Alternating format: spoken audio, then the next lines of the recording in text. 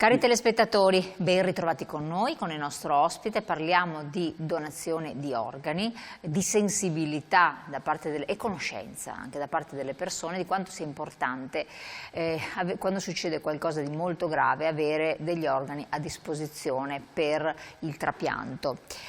È strategico per la vita della persona, ma è altrettanto importante fare una scelta consapevole, meditata, per tempo, sia da parte delle persone più giovani, ma anche delle persone che sono a mezza età o anziane, perché adesso, insieme al nostro ospite, a cui diamo il benvenuto, Valentino Rossin, presidente AIDO Veneto, grazie di essere qui con noi, cercheremo di capire anche questioni un po' più tecniche, limiti di età, quali organi si può dare, si possono donare, quali no, cosa vuol dire donare e io direi di incominciare però capendo come è andato per le donazioni quest'anno, com'è stata.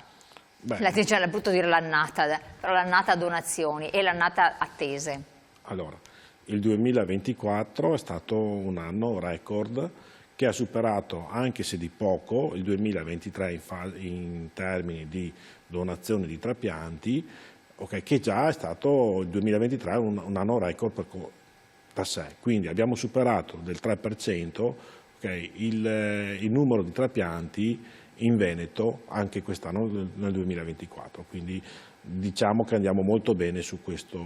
Questo è positivo. La donazione avviene a livello, ci sono delle valutazioni a livello nazionale, quindi un organo può viaggiare da una regione all'altra, da un territorio all'altro, internazionale, com'è il sistema? Allora, so che voi ne avete parlato più volte, ma noi cerchiamo di riprendere i fili del discorso. Il coordinamento a livello regionale è tenuto dal centro del coordinamento regionale trapianti, che è un ufficio con sede a Padova, che coordina tutti praticamente i trapianti che devono essere fatti, tutte le donazioni devono essere fatte in Veneto.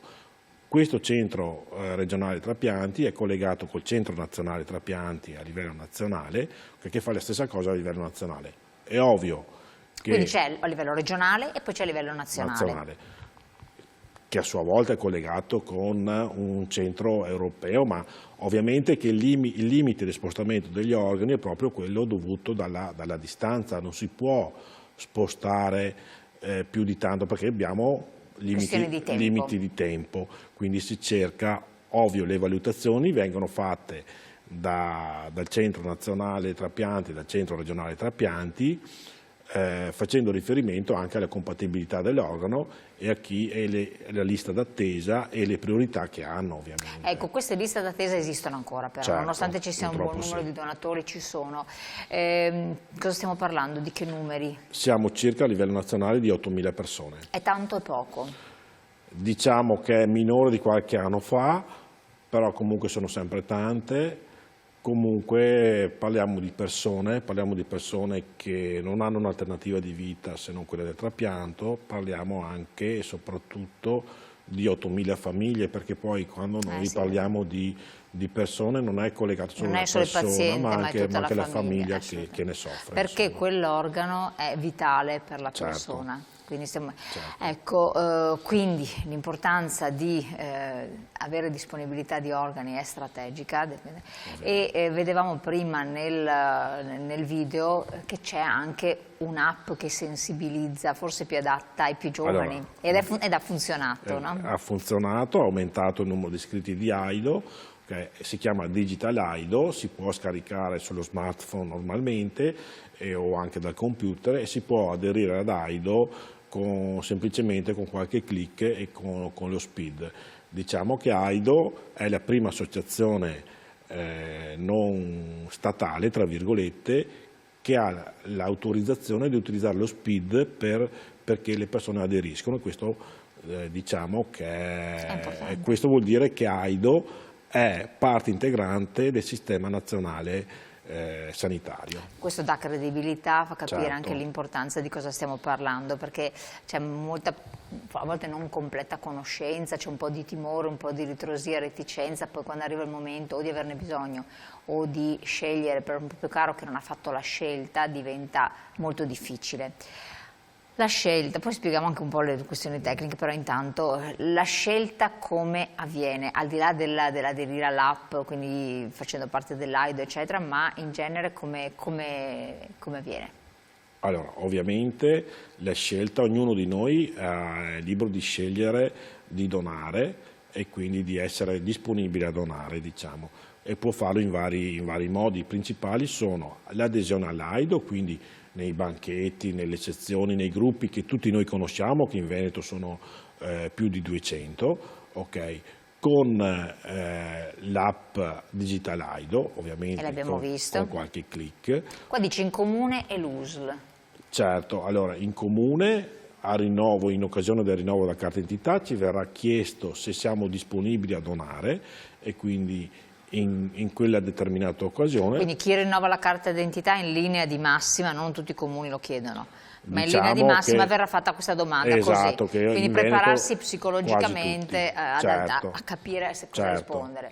Verrà questo, oppure ognuno di noi può recarsi all'ULS e scegliere di donare, c'è lo sportello dato e sceglie di donare. Ovvio che la scelta all'ULS è minore, perché difficilmente una persona deve essere proprio convinta ad andare, perché poi bene o male la persona deve avere anche l'occasione di aderire, e l'occasione è data o dall'AIDO, quindi semplicemente con qualche click, o l'AIDO nei banchetti che noi ci siamo in tutto il Veneto, oppure in occasione del rinnovo carta d'identità, che viene fatta proprio la domanda.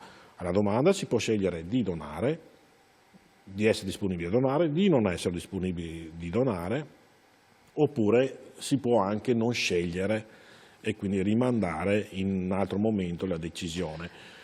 Ecco, Presidente, volevo chiederle, ma se la persona fa una scelta, magari dice scelgo di donare, non lo comunica perché magari non ha parenti stretti, perché non ci pensa, perché appunto va là a fare la carta d'identità, decide al momento di donare ma non lo dice in giro.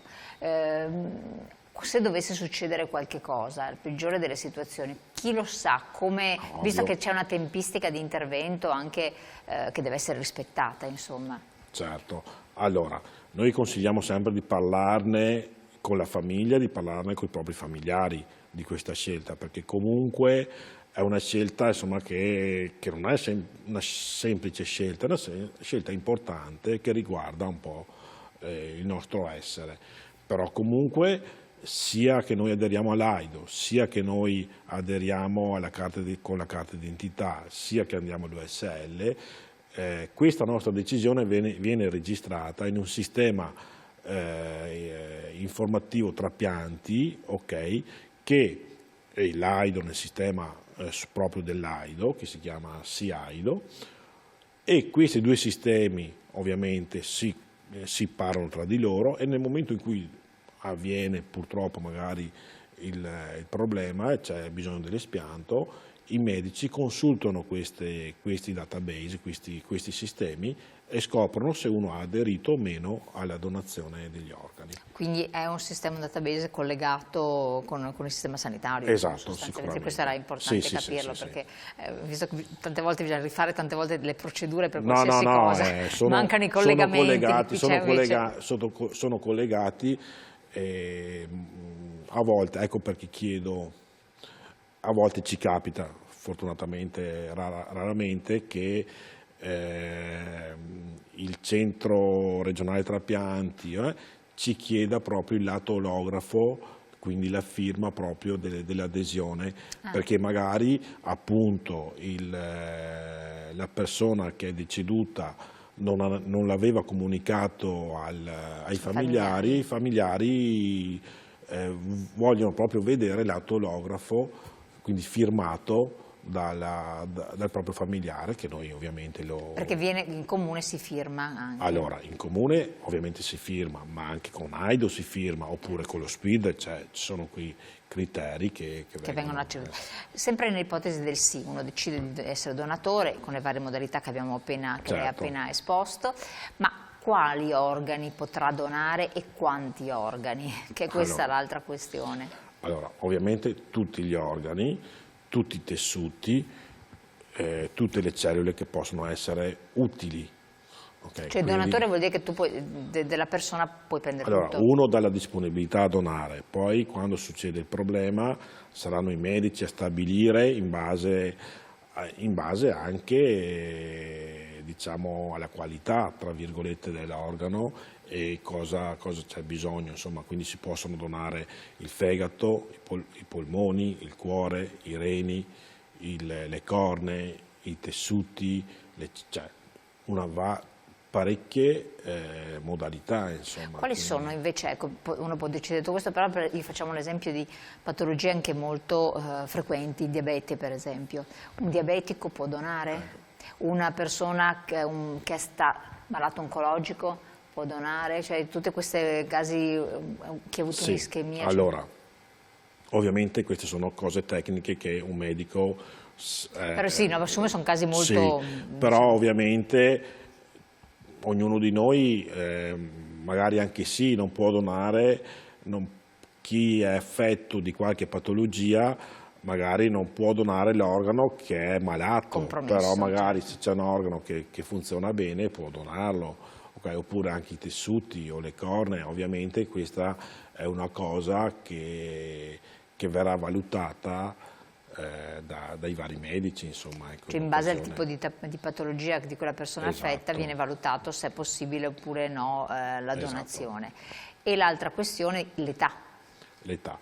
Non ci sono limiti d'età, o meglio, per qualche organo ci può essere qualche limite d'età, però in generale non ci sono limiti d'età. Abbiamo avuto casi recentemente anche in Veneto che un'anziana di 90 anni ha donato il fegato, ma l'anno scorso in Toscana un'anziana di 102 anni ha donato il fegato e quindi non ci sono, questi sono praticamente esempi di casi particolari per far capire che non ci sono limiti d'età, ma basta pensare che l'età media del donatore si aggira ai 65 anni, quindi fortunatamente insomma, le persone che muoiono in sostanza sono avanti con l'età e quindi hanno la possibilità di donare con l'età un po' più avanzata. Ovvio che magari la persona giovane che purtroppo muore in un incidente dà più scalpore e la notizia magari nell'immaginario collettivo pensiamo che gli organi siano donati solamente da persone giovani. Infatti per questo volevo puntare su questo aspetto. Buongiorno, associazioni come la vostra sono il fiore all'occhiello di questa Italia e soprattutto del genere volontariato che ci differenzia tra tutte le regioni italiane. Scrive un telespettatore. Sì, questo mi fa piacere. Diciamo che il Veneto, un po' per caratteristica propria, un po' per tradizione, insomma a me piace anche dirlo, un po' anche per l'umanità che abbiamo, insomma siamo tra le prime regioni in Italia come numero di donatori, come numero di trapianti, come numero ed è una bella cosa, questo, assolutamente importante. Questo sì, noi insomma, personalmente essendo a capo, essendo presidente di Aido Veneto, mi fa piacere, sono orgoglioso di dirlo, però ovviamente il lavoro è grazie a tutti i volontari che ci sono nel territorio veneto, con tutti i gruppi, con i 200 gruppi che ho citato prima. Insomma, ecco. Questo è importantissimo. Io lo interrompo un attimo, restate con noi cari telespettatori, pochi secondi, torniamo.